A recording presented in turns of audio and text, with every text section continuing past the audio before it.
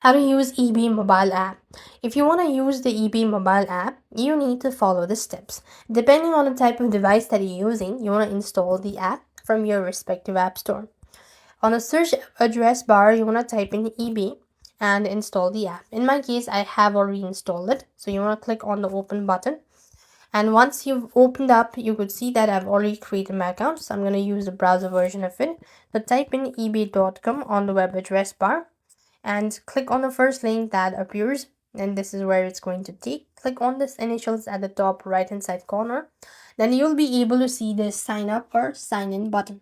So if you have an account, you could go ahead and log in. If you don't have an account, click on sign up, enter in your information, all that stuff, the profile information, and you've successfully created your account.